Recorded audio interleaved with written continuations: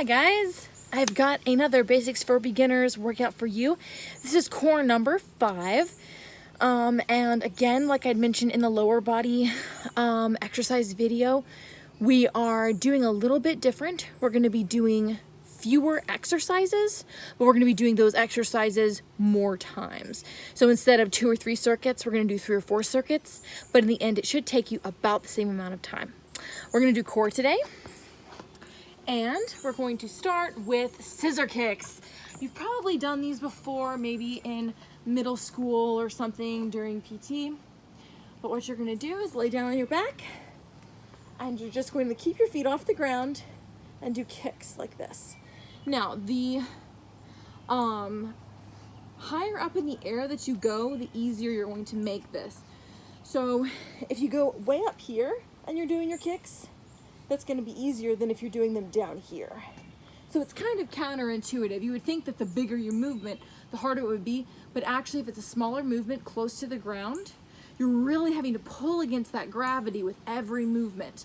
And what this is doing is it's working those lower abdominal muscles to hold in, especially if you're a lady, sometimes your uterus can be kind of poking out a little bit or whatever if you don't have a strong abdominal wall and pelvic muscles holding it back. So this is a good exercise to help hold back those inside intestines that are awesome, and you don't want to be squishing them with a corset or something, but your natural muscles holding them in is actually really, really good for you, especially if you've had children.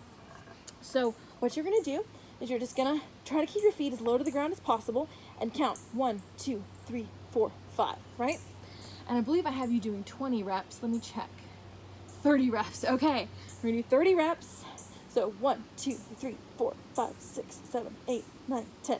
And I know 30 sounds like a lot, but they're such small movements, you're not actually going to be there for very long. So just do 30 reps of that exercise, and then we're going to move on to the knee to elbow plank. So this is a fun one, for me at least. What you're going to do is you're going to get into a plank, a full plank, and you're going to try to bring your knee as close to your elbow as you can. If you can touch your elbow, that's perfect. And they're going to bring it back, and then do it on the other side. So do it slowly. Don't be doing this, because that's basically a mountain climber. But you're going to be doing a very slow mountain climber. And what you're doing is you're really working those muscles. And most of the time when you're doing a core exercise, the slower you do it, the better it is for your core. So again, if you can't do it on your knees, on your feet in a full plank, then go onto your knees, come up, and then go back onto your knees. And then come up, and then go back onto your knees. Because what you're doing is you're building those muscles so that one day you will be able to do the full plank, okay?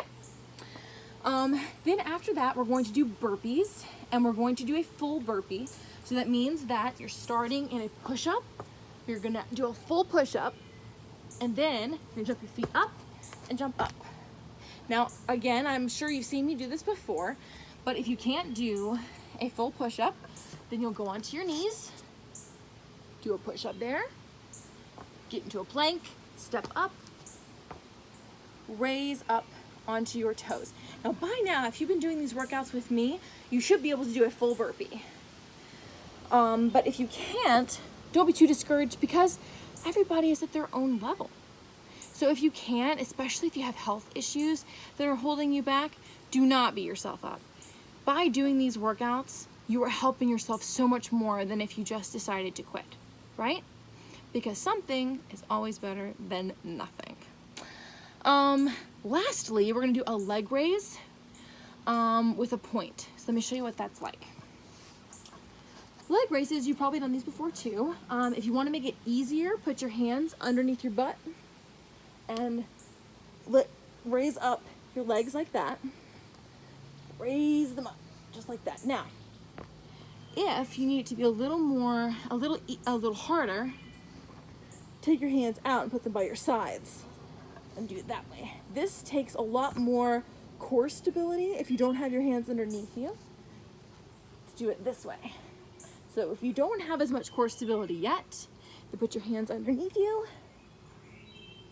and do it that way. And then after you do the leg raise, you're going to point your toes. Let me scoot back a little bit so you can see that better.